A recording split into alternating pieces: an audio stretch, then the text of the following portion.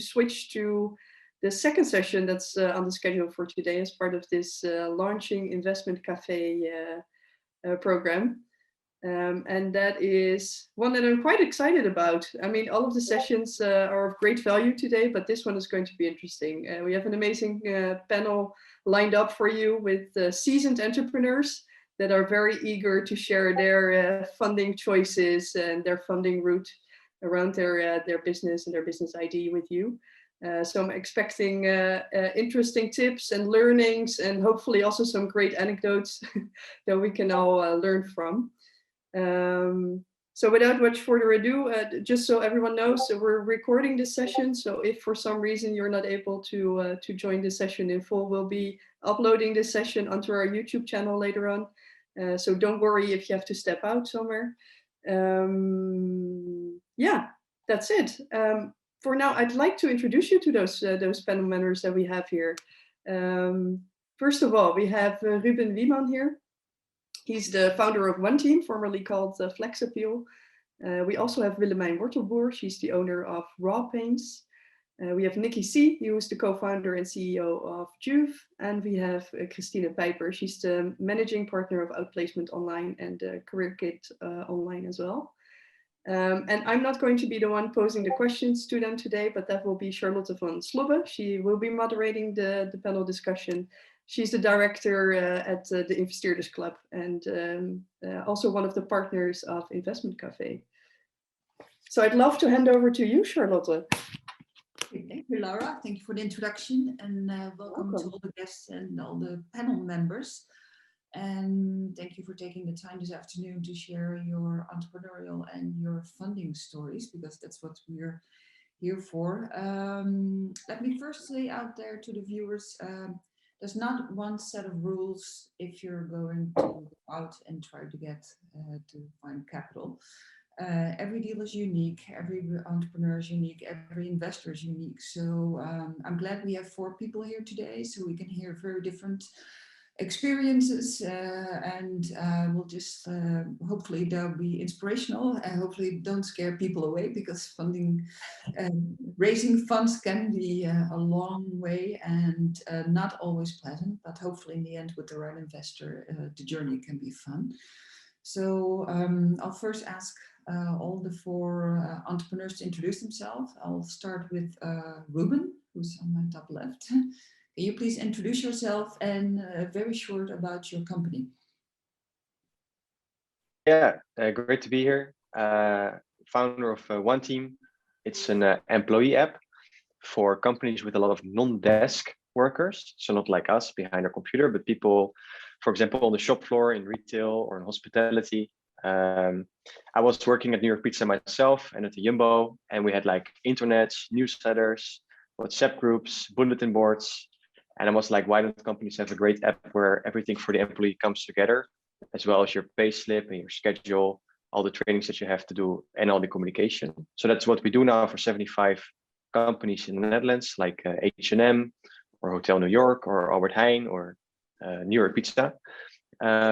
We raised 1.6 million in 4 different rounds. Okay, all right, okay. You're already a big player then, and lots of experience. And let's see, the next one. And lots of headaches. that will come later. Willemijn, your story, please. Yes, my name is Willemijn Wortelboer, owner of Raw Paints, and Raw Paints produces paint powder. So we want to change the paint industry by showing that you don't need water in a bucket of paint to transport from A to B, because not a lot of people know, but there's a lot of water in your bucket of paint when you buy it in the store. We say it's not necessary, therefore we want to change the industry. That's not a really easy task to say, amongst also getting funding for your idea. Just in short, we've raised around €1 million in 4 different rounds as well over the past 4 years. Okay, all righty. Okay, Niki, you please. Hey. My name is Niki, founder and CEO of Juuve, a car sharing company. So we have around 200 cars across Rotterdam and Utrecht. Basically an app where you can reserve, book your car and open it every time you need one. Try to reduce the dominance of cars in cities, mainly with electric cars, of course. And we have been around for about 4 years now and raised about 2 million euros. Okay, all right, thank you. And in how many rounds have you raised? 4 years? Three rounds. Okay. Yeah. All right. Hi, Christine. You're on mute. Yeah, you're mute. Again, Christine Pijpers, managing partner of Outplacement Online. So it's an online platform for coaches to coach their candidates towards new employment with gamification, an online community, also a video conferencing tool, all in one platform. So 5 years ago, I thought that online was the future for coaching. And at that time, not many people had the same opinion. So you see, when it's COVID, everyone is coaching online. So I was a bit early, but 4 years ago. So now we're growing, and we see that we have a few competitors, but not as many as other outplacement agencies. So Okay. we're now for, I think, 3 years that we started the company. Okay, and how many investment rounds have you had so far? One. Or just one? Okay. Just And one. Yeah. How much was that round? 200,000. Okay, all right, okay. Yeah, I'm actually curious to hear with Ruben with 4 rounds. The first, of course, is always the most difficult to get people on board. How did that go? Because did you go to friends and family, or did you already have an informal investor ready to invest? So I started the company when I was in high school. I just went from 4 to 5 HAVO. And after I finished my HAVO, I was like, I'm going to try this or do this for a year. In that year, we also got our launching customer. There was a company that did market research for a year before that. And they said that they really liked the idea. I said, that's great. It will be done probably in 1 year. But if you now pay 3 years up front, we will have it done in a half year. And they agreed. So then we had some money to buy some train tickets and beer and pizza. And at the end of that half year, we actually had a very crappy product. It wasn't working at all. We had like junior developers. So with that app, we ran out of money then. And we didn't have a product to sell to other customers. And we were like, who's going to invest in this right now? We were like 17, 18 years old. And we did talk to investors, but no one wanted to invest. And then through our accountant, we met a couple. They are in agriculture, so totally different business, but they wanted to invest in a startup. And they really liked our vision, like our vision to build one employee app, etc. So they wanted to invest. First, they wanted to do it for a loan where we would be, how you call it, hoofdelijk aansprakelijk. We didn't want to do that. We said we want to do it for shares. Our accountant convinced them to do that. And then we had to agree on the price, which was good. And they wanted to invest only under one condition. They wanted to meet my parents. They wanted to see from what house I was coming, to see if that was good or something. They clicked, they invested, and then they invested some more money afterwards. But this was the first round, to answer your question. Okay, but it was very important that they met you and your parents, so they wanted to know you as an entrepreneur, and they could understand the idea, but it was mostly that they invested in you. It was just, yeah. Yes. So, because I think that's an interesting thing, Willemijn, you're trying to take on a business where you have a lot of competition from like huge paint companies. Because I think the app for the Oneteam, that's an easy product to understand, and you can put it in the market. But to go into a market where you already have huge players like Histor and I don't know that many paint companies. So, how is that for you? Yeah, how is that to try to raise money with an idea to upper up the paint market? Well, I was just answering one remark from Francois, saying that he said, well, 1 million in 4 rounds, can imagine the headaches and the wasted time. Well, it wasn't like that, because the first round, it was actually my parents.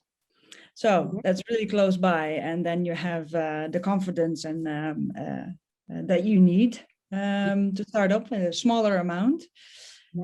And then, as I already said, trying to get there, getting funding, it's also, it's not a waste of time or energy, because it's a learning process. So every time you learn, and the really good thing about this, the funding part, next to the difficulties I experienced to get our company within the industry, the conservative industry where you're talking about, is that the thing about getting the fund right is that you have to look into the mirror every time. Be really confident about your own product at each moment. Try to find the best methods to sell it, but also being transparent in it. Find the USPs, and then parallel to finding fun, you're also developing your product at the same time. And that generated for us a lot of USPs, to which other potential investors said, that's interesting. So it's a process where you have actually two things. It was for us. So it was really good to start with some funding from my parents. To have a wine instead of a beer. Well, the lucky thing is that my father, he was really fond of wines as well, so there was a passion on both sides. But it was that was easy money to so to say to start up. We also had funding just by painting projects ourselves. So instead of finding painters to work with us, we did 20 projects ourselves. So I was there on top of the roofs, painting the chimney myself too with my husband. So pretty challenging, but that gave us money to eat from, as well as trying to develop better products. So just, I would say, it's stick close to what you feel is best, how you can stay passionate about your product, because in that way you are confident to speak to your investors, potential investors as well. And don't think about too much about the industry, how big the companies, your competitors are, because you're confident about your product, and you're going to make it. Regardless. Yeah, you're going to make it. Well, you see that a lot of small companies are now growing, because also people make a different choice in what they can buy. And so there's now, if you can buy paint this way, you give them a different option. But one of the things you said, it was easier to use your parents' money. You still have the responsibility to your funders. So even if it's your parents or the couple that you met, you still, as an entrepreneur, have the responsibility. I hope everybody feels that way. Because Niki, how was that for you?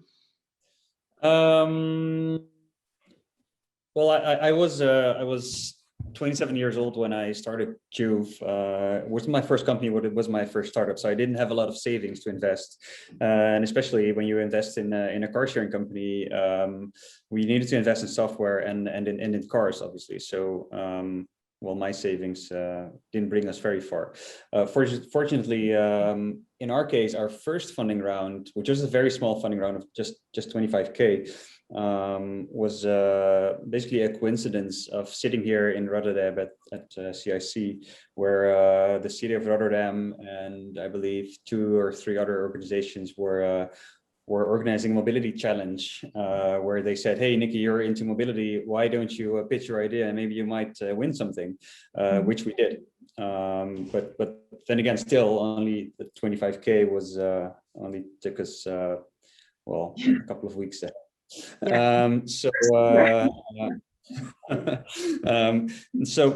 We did our first big round.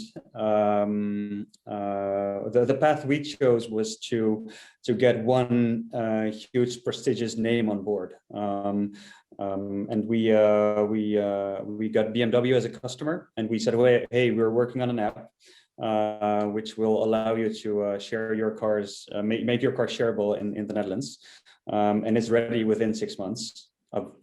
Obviously, it wasn't, but we did say it. So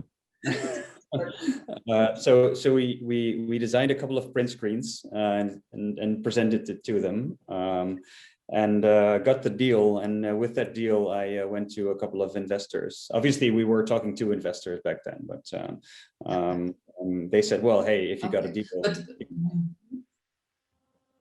Sorry. Yeah, so yeah, that's the point where we got back to our investors with the signed deal, and then we got our deal closed, and we got the budget to develop the app, and it was ready the night before we were supposed to launch. So okay, well, good timing. Yeah. Yeah. Well, the thing is, if you get one investor on board, that's always the most difficult one, to get the first one. Yeah. And if you get a big name, that will definitely help getting other people on board. So that's exactly. Always a tricky thing, but unfortunately, that's the way it is to get other people enthusiastic. Because, yeah, well, from this phase, I understand. Well, you need to be very bold, and basically, you're doing sales. You're obviously you're building a company, you're building a product, but you're also doing a sale. You really have to work on your sales pitch in that period of time. Yeah, but also you were in a crowded market, because there's a lot of things going on in mobility, and there's all these car sharing options already out there. So it's really impressive that you found and still people. Well, yeah, well, in 2016, 2017, I still had to explain to people what car sharing was, and when I went to investors, let's say 1.5 years ago, which was only when we were, let's say, 2 years on the road. Then people said, well, you're in a very crowded market. So it's funny how fast things can go. And like Willemijn mentioned earlier, what I also found, yes, we are in a very capital intensive market. Car companies are investing, let's say, 30% of their development budgets into mobility. And they're developing a new model for Volkswagen costs 4 billion euros. So, you know, what can we do with a couple of 100K back then? But then again, those larger companies are also very slow and act globally, and you're acting probably in the first phase locally, and with way more speed. So indeed, you shouldn't be scared of those giants. No, and I actually think it's great that now people dare to do that, because it used to be only the giants. And if you see examples of successful entrepreneurs like all of you, then that will definitely trigger other people to go forward with the idea that they have, and hopefully make it into a business as well. Because I think, Christine, you are at the beginning of the whole fundraising thing. You raised 200K. Yeah, but that's quite some time ago, I think 3 years ago. So yeah, I said no to the first 2 offers because they didn't fit my company. Okay. So that was really a bold move. But can you tell us why they didn't fit your company? Why? Because of when you're an entrepreneur, you need space to build your company. And if investors want to take that space and not really let you build up your company and take responsibility, then you're not really an entrepreneur in the end of the day. You're just an employee working on some other person's dreams or some other person's beliefs. So I said no to the first 2 offers. And people in my environment told me that I was nuts. And then I asked a financial advisor and a lawyer to help me find funding. So my financial advisor knew the startup community and investors really well.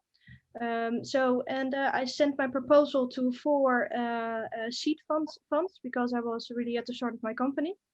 And I got chosen out of, I think, 300 to 400 proposals to talk about funding and what I really wanted. And for me, was really important was smart capital.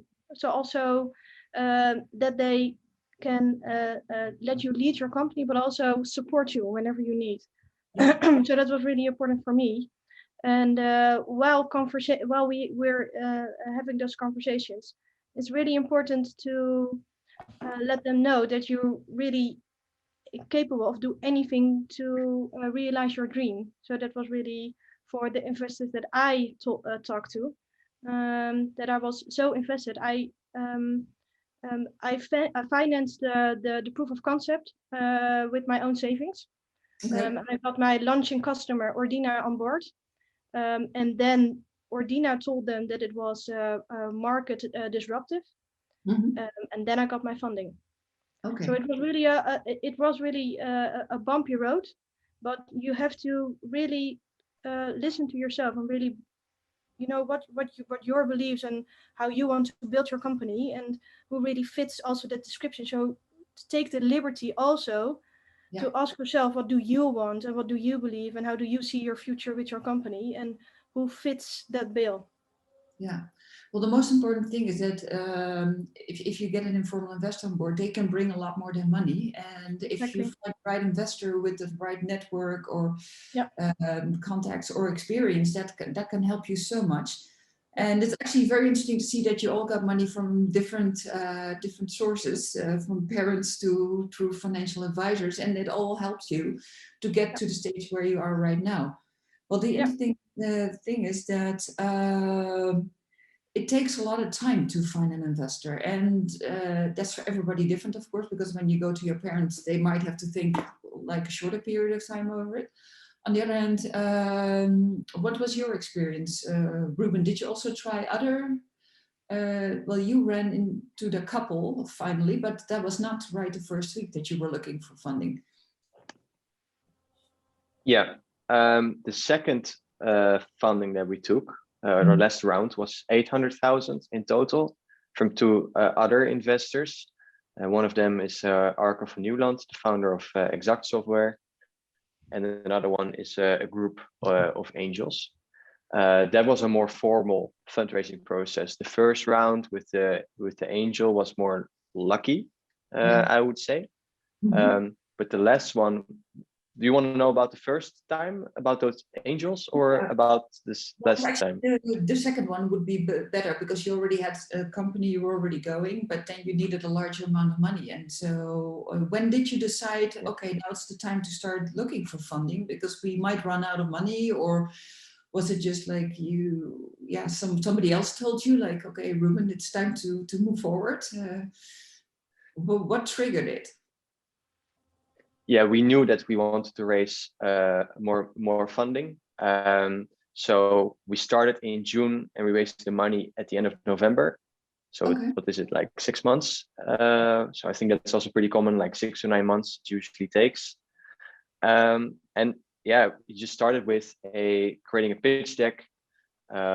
We thought we wanted to raise 300,000. I made this a list of potential investors, and you can find them on Crunchbase or just on LinkedIn or through your network. So I created a list maybe of 100 investors, and then I just emailed them. I set a goal to reach out to about 20 each week. I got in total 30 meetings, and what usually happens, the first few meetings are horrible because you still have to train your pitch. You have to, you get a lot of feedback like, hey, I don't really see the difference with your competition. Well, then you rearrange your pitch deck to highlight that more. So your first pitches are horrible, and then the last pitches are going really well because you were trained now in pitching.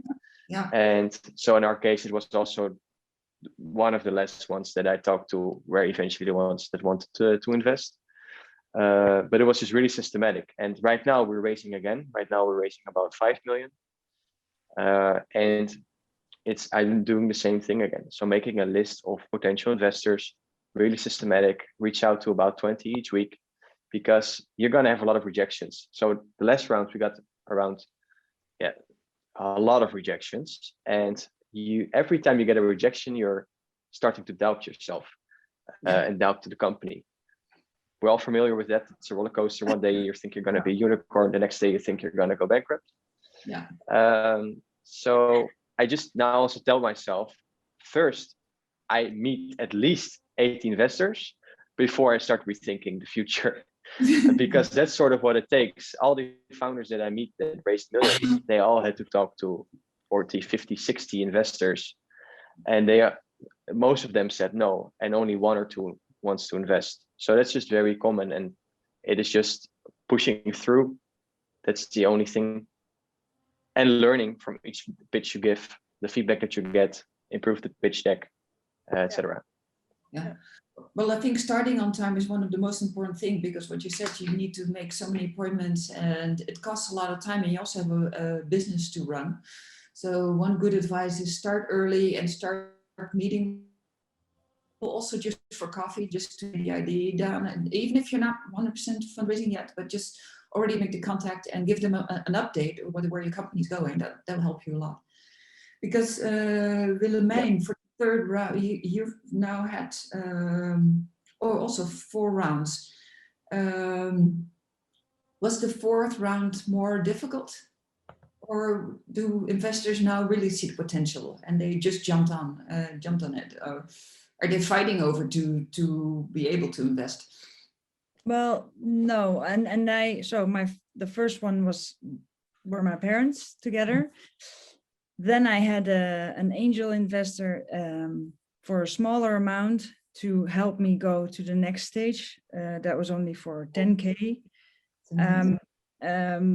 So my parents did 40K, this one did 10K, and then we started doing the jobs to fund ourselves because it is difficult. Yeah. And you have to switch in the time that you have between painting, in our case, sitting at your desk, getting the product ready, trying to get sales, do the marketing right. There's so much to do that it's sometimes it's really hard to get there. I totally understand. Yeah.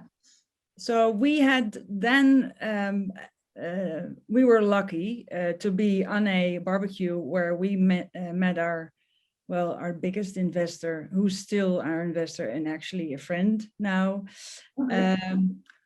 So we've learned a lot through the process in let's say 2 years time when we started off. And then in 2017 we met our friend, and we had already known a little bit more about our product, and it seemed that we had a USP that the competition did not have in the market. So all other companies, paint industry, and then he said, well, if your paint, which it is, doesn't flake, so when you see paint flaking off, it has nothing to do with the paint itself, but it has everything to do with the service. We stay on. So that's a huge USP. And he said, if that's the case, I want to invest. And then I thought, on a barbecue. Next day, I LinkedIn. And we were about to go on a holiday the next day. I said, okay, after 2 weeks, we'll be back and I want to have a meeting with you. And then we just said, and that was the funny thing, because the way I do business is what you see is what you get. There's nothing else there. Yeah. So what I told him, and it was, we live in Zandvoort and we were at the beach club, and I said to him, okay, I really find it really great that you would like to invest in our company. And I can tell you one thing, if you are asking me a question and I cannot look you straight into the eye, then there's something wrong. And then you can ask me if there's something wrong. So it was all based on trust. Yeah. So because my business plan wasn't great. If I look back, what did I know? I was, like I just told you, we're just keeping balls up and Yeah. getting food at the table. And so, but the good thing it was, he saw the potential and he helped us along the way. So he was actually also the one connecting us to his network to getting the next rounds. And that's what happened. Yeah. But I must admit, and like Christine said, we also had that case that we also had someone visiting us and wanting to invest, but it didn't match. Yeah. And my gut feeling said it, and that's when we said, even if we need the money, but we're not going to do it. Not for all price. Yeah. Well, I'm glad to hear that you chose for something that made sense in the end, that you chose for an investor that you could work with for the next couple of years, because it's almost like a marriage, because you're tied together and you have to move forward together. And if you don't have fun working together in the company, it's a shame, because it should be a lot of fun. And I thought that really what I saw is that they, if you feel that they know where you're struggling are, and they have the fun, but they want to help you, you have to open up and be able to receive the help to get it. Don't be stubborn because you don't know everything, and they have to help you. So you have to step a little bit aside, but you don't have to step aside from your passion where you want to head. They will help you along. Yeah. So that's well, that's one of the things that's very important. You need to have the confidence that you can ask your investor for help, because they like to offer more help than just the money. And Niki, have you ever asked your investor for help in some way? Have they been able to open doors? Have they been able to help you with the business itself? Yes. We found our investor at a sales pitch. Basically, we were trying to sell our product to him, and then he wanted to invest. So that was great. But we chose it's a strategic investor, so it's an automotive company who also wanted to explore the shared mobility market. So they knew a lot about the automotive industry. They started their business 10 years ago, so they were really scaling up. So yes, every month I have a walk in the park. Literally have a walk in the park with the CEO of our investment, the company that invested in us. And basically, I take all morning every Thursday, every month for the past 3 years now, and that works great actually. And at first I was indeed probably, as a lot of entrepreneurs are, hey, this is my company, I want your money, and a lot of entrepreneurs say, hey, well, and shut up afterwards. But obviously you do want smart money, but you're also, especially a lot of people in the beginning of their startup are very, you really think you can conquer the world with your small team. But then again, most investors are willing to bring in a lot more than just money. And after basically a couple of weeks already, I noticed that there's a lot of expertise there. So that's when we involved them more and more in our in our strategic decisions, and that also led for them to be more a part of the organization, but also that made them willing to invest more and more. So they always did multiple rounds. Yeah. Because of that. One of the questions that just came in, is it common that you actually work along with your investor? Do investors also participate in your project with advice, network, and expertise? Well, that's all up to the investor and the entrepreneur itself. They have to make agreements about that. And I think it's only wise if you have somebody with a lot of experience that you ask them to help you out. And we'll just shoot questions at them and see what they can do. It's a free advisor, and you're all in the same boat. You all want this company to go forward. So that is definitely something that I would highly advise. So let's see. Christine, do you have an ideal investor? What would your ideal investor look like? I think an ideal investor is giving the entrepreneur room to set up the company and how he wants and how he sees it in the future, and let the entrepreneur sit in the driver's seat. Mm-hmm. And on the other hand, help the entrepreneur with relations, connections, and also with also practical stuff. So that would be for me the ideal investor. So let the entrepreneur sit in the driver's seat, but support on the background. Yeah. Well, it probably becomes also different with raising. Has any of you, with raising a larger amount of money, have you felt it different than raising a smaller amount of money? Is there does become, well, also of course the valuation becomes a bigger thing. How did you solve that? Willemijn, do you have any ideas on that? Because valuating the company. No, I don't think I have I say an objective answer to that, because our group of our investors, it's a group that actually know each other, Mm-hmm. not maybe directly, but indirectly they do, and it's not that. So we sit. What I really would advise is to be transparent. If you take them along, that's what I did. Take them along the process, then they know what the company, what the cash flow is, for instance. So they know actually, I'm not going to say that will count for every one of you, but it definitely worked for me to be really transparent on what the business is like, what comes in, what goes out. Yeah. So they have an idea that they will not be surprised if it's gone one day, the money, and that you knock on the door and there's no money there. And so in my case, I cannot really say that because we did not raise so much money, or I didn't have to do a big amount and do a lot of effort for it. So in one way I was lucky. On the other hand, I am a really transparent entrepreneur. Well, that's definitely helpful, because if investors don't feel like they get all the information, of course, then they're not going to step in. So it's just. So Ruben, let me ask you something, because one of the questions that just came in,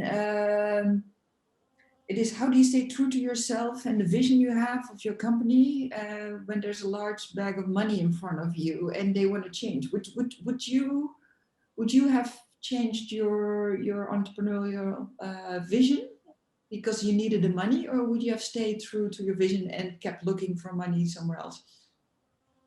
Is it tempting to take the money? Of course, it's tempting to take the money as long as it helps you to go after that vision that you have. So if you change the vision, like what's left? I don't think it's beneficial for anyone to lose your vision. So you should keep the vision, and you should get investors that are aligned with the vision. Otherwise, you're gonna have big problems down the road. It's like stepping into a marriage with two different visions. One wants to get kids, the other one doesn't want to get kids, the other wants an open relationship, and the other one doesn't. That doesn't work. They only get problems. So it's a long-term game. Everyone only benefits if it's a success in the long term, not in the short term. Yeah. But how do you find out? Have you? It's actually a question for all four of you. Have you asked your investors a lot of questions? Of course, they ask you a lot, but have you met them outside the office? Have you maybe gone for a walk, or maybe asked them about their families? What kind of investor are they? Because they have to present themselves as well. Yeah. I think they actually even respect it if you ask them questions. It sort of also changes the dynamic, because usually if they ask all the questions, it sort of feels like they have leverage. But if you ask questions, they get the feeling like, oh, this guy has a lot of options. So if you ask questions, it's a good thing. for that reason. For the other reason, it's also good indeed to have a feeling if it is a fit with them. And how do you know if it's a fit? You just ask questions and you trust your gut. Yeah. And my investors have they invest in 34 companies, so they have very much know-how on how other startups are dealing with certain problems or obstacles. So I ask them on a regular basis, so how is anyone else doing? So they connect me with other startups and show me how other startups resolve their problems. So it's a huge source of information. Well, yeah, they should also, it's also an interview for them to if they can get the deal or not. Yeah. So, yeah, sorry. Yeah, no, but they can. I mean, you can be aligned in terms of the product and strategy of your company, but you also want to know what their long-term game plan is. You know, obviously, they're for a huge part they're investing to get their money back at some point, and how much do they want to have it multiplied and when. So it's also good to be very, I mean, yes, you should have dinner with them, have a beer with them, but also have those very business-like meetings, business-wise meetings where you know what their end game is and in what period of time. Yeah. So do you have an example of what a red flag was? It's like, oh, this is not for me. Any of you decide like, this might not be the right person for me. Yeah. We had one we were almost at the we were really are already working on the term sheet, and at some point we noticed that informal investor wanted to launch a bicycle sharing scheme in London, and he really was pushing it even more, which he didn't in the let's say the first few months of us getting to know each other. And that's when we noticed, hey, he's trying to get on our seat and wants to have a couple of young guys fixing his dreams.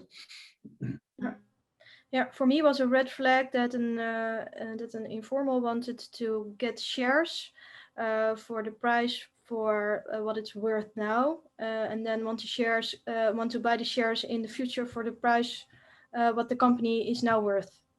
So that was a huge red flag for me. Yeah. So you didn't appreciate any value that you added in between. Exactly. So yeah, so you wanted shares in the future for the worth of the company right now. Yeah.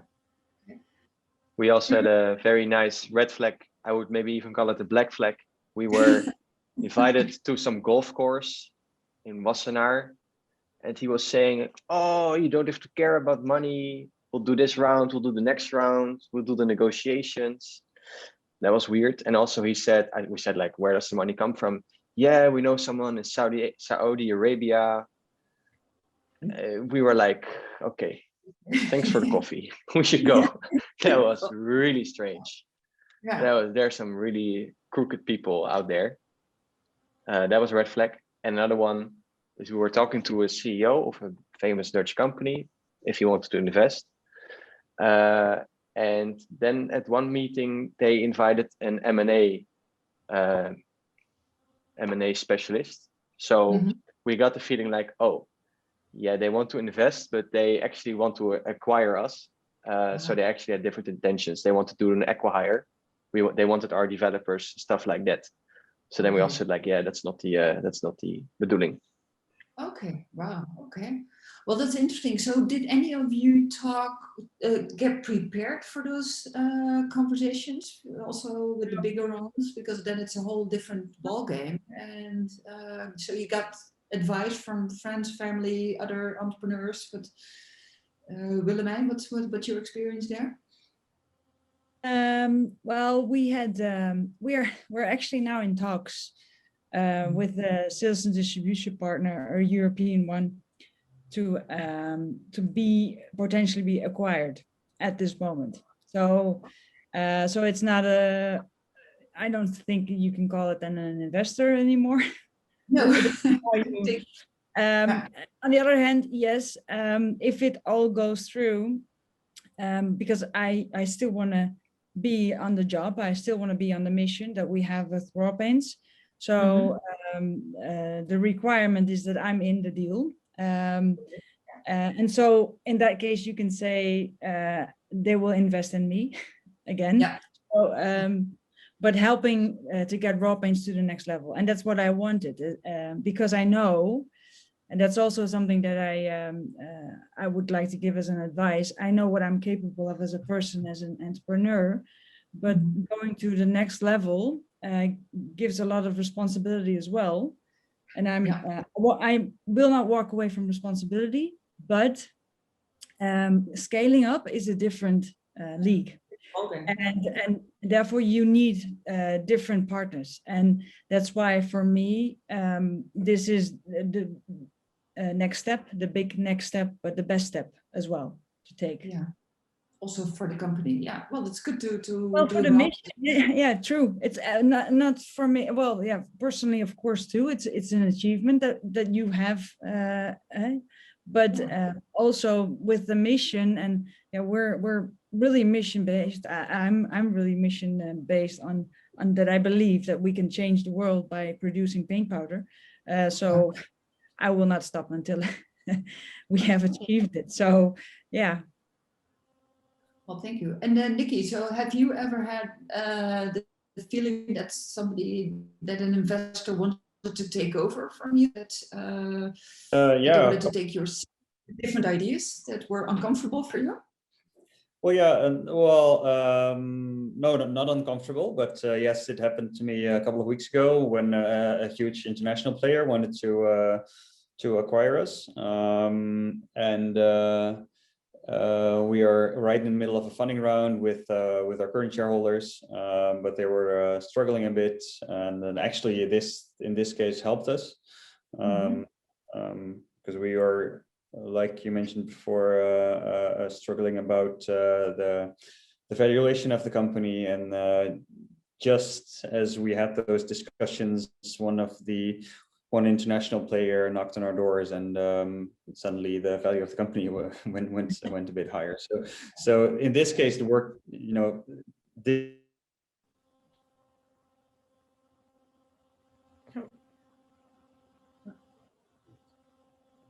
I think he got stuck.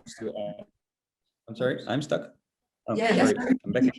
All right. So I think it's good when every now and then, and I mean, don't ask yourself this question every week, but every now and then, every couple of months, ask, hey, how motivated am I, and when have I achieved my goal? And it might be a couple of months, but it might still be 10 years ahead of or you might not even know it yet. I mean, I'm in the business. I will do it as long as I still enjoy it and I still get my energy from it.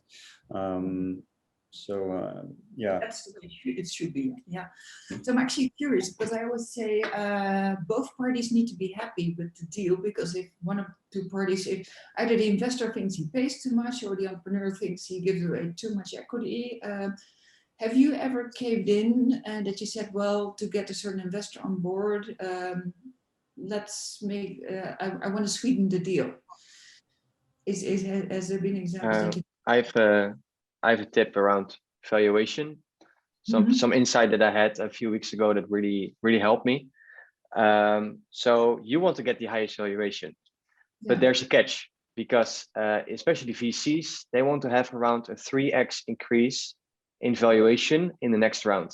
So if your plan is to get like VC money and do a seed round at Series A and Series B with like 18 to 24 months in between, the VCs, for them to be happy is to have at least a 3x increase in valuation in each round. So now we say, okay, right now we want to have a 30 million valuation, 30, let's say. If we get the deal done, it's great. But then the expectations are very high, because the investors, they want to have at least a 90 million valuation in 24 months. And it's up to you to think, okay, can we make that happen? Because if you don't, you have unhappy investors, and then, you know, that's not great. So it's all also about setting the right expectation, a high expectation or low expectation, or maybe somewhere in the middle.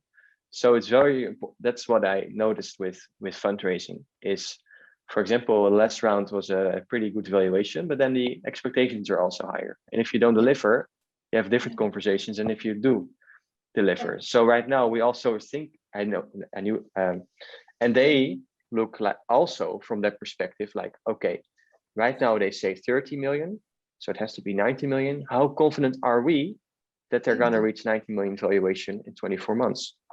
So that's how they actually look at it. And knowing that made me think about it. Okay, what do we think is a decent valuation for this round?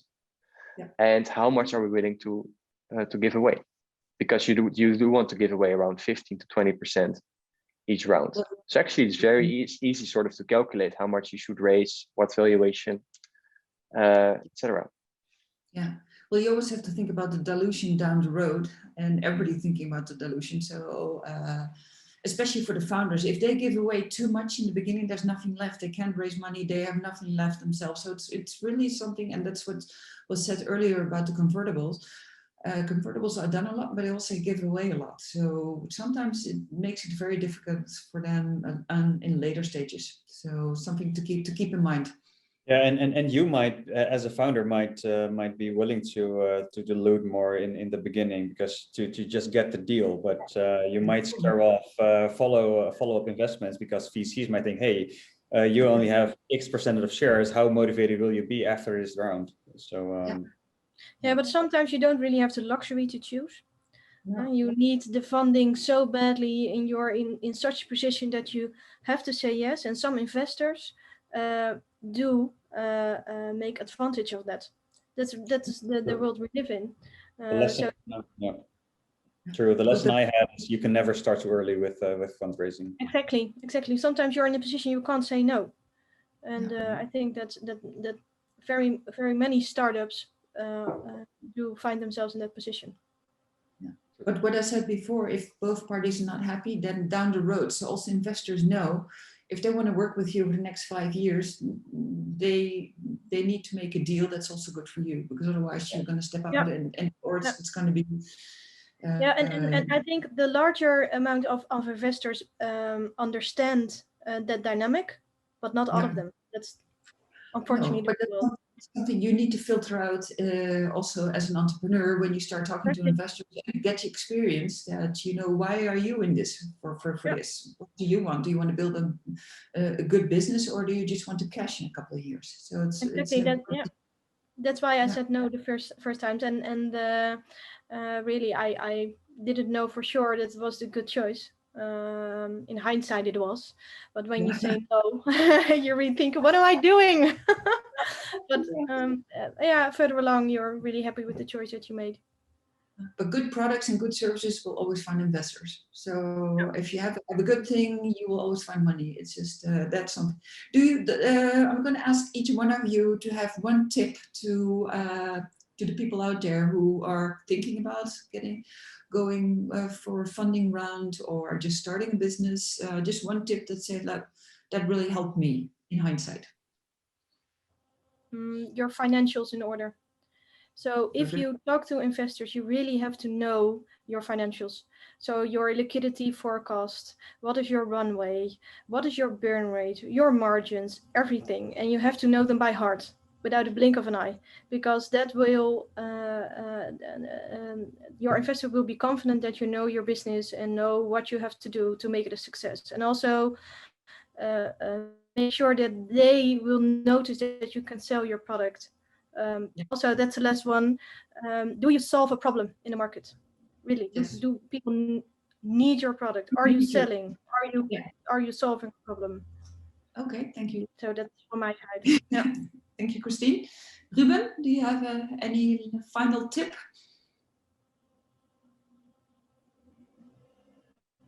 Oh, you're on mute. It's my tip is to never give up. Just keep going. like I said, just talk to at least 80 investors before you start doubting, am I doing the right thing? Because if 80 don't want to invest, then okay, maybe there's something else going on. But don't give up, and also manage the emotional roller coaster. So practice some stoicism, stay sane, stay positive. Good, thank you. Thank you, Ruben. Willemijn?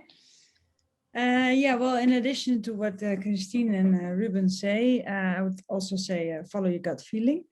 The thing is that that what I recognize from Christine, I did not have my financial in place, because it's something that I really hate to do, and I know that I have to. Yep. But I've placed myself in a vulnerable position by saying that is not the best thing that I can do, and that made that's a different perspective of doing business. It's where I from the start said I need help with that. Yeah. So if one of you is not as confident in one of the things that are being asked for, say it, be honest, because that will help you grow your business, because you have something that you believe in, that it's good, it's going to work. You have a solution that everyone's waiting for. So you need experts to help you to get to the next level. But it's nothing wrong with being vulnerable. No, actually, it makes you grow. Yes, yeah. Thank you, Willemijn. Niki, your last tip, trick. You'll always need more. Everybody's probably underestimate what their funding need is. If you're a first-time entrepreneur, you're doing it the first time, so you're going to make mistakes, and you're going to spend money on things you shouldn't have.